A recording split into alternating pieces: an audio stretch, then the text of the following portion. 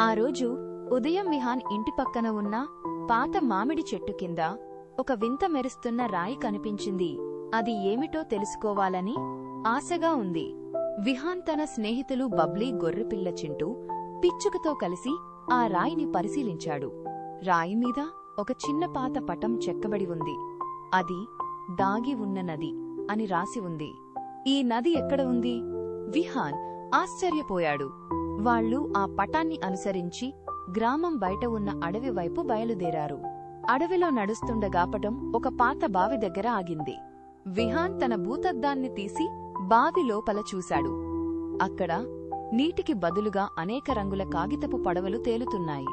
ప్రతి పడవలో ఒక చిన్న సందేశం ఉంది. దయగల హృదయం దారి చూపిస్తుంది. పడవలు ఎటు వెళ్లాలో తెలియక అయోమయపడ్డారు. అప్పుడు చింటు పడవలన్నీ ఒకే దిశగా దాగి ఉన్న దారివైపు కదులుతున్నాయని గుర్తించింది. కాని ఆ దారి ముళ్ల పొదలతో మూసి ఉంది.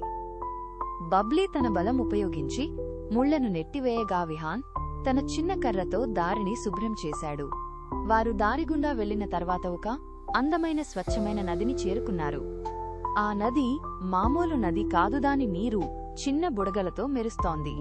నది పక్కన ఒక పెద్ద శిలపైన మెరుస్తున్న రాయిలాంటివే మరికొన్ని చిన్న రాళ్లు ఉన్నాయి.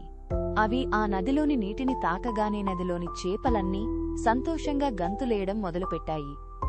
ఆ రాళ్లు నది నీటిని మరింత స్వచ్ఛంగా సంతోషంగా ఉంచే సంతోషపు రాళ్లు అని విహాన్ అర్థం చేసుకున్నాడు.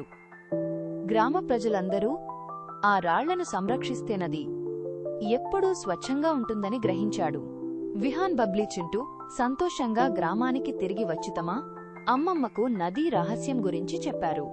అమ్మమ్మగారు చాలా సంతోషించియా రాళ్లను సంరక్షించడానికి గ్రామ ప్రజలను ప్రోత్సహించారు. అప్పటినుండి గ్రామంలోని పిల్లలు ప్రతిరోజు నదికి వెళ్లి ఆ సంతోషపు రాళ్లను చూసుకునేవారు. నది ఎప్పుడూ స్వచ్ఛంగా సంతోషంగా ఉండేది. చూశారా పిల్లలు, కొన్నిసార్లు గొప్ప సంపద అంటే బంగారం, వజ్రాలు కాదు. అది ప్రకృతిలో దాగి ఉన్న అందం, ఒకరికొకరు సహాయం చేసుకోవడం, చిన్న చిన్న విషయాలలో సంతోషాన్ని కనుగొనడం.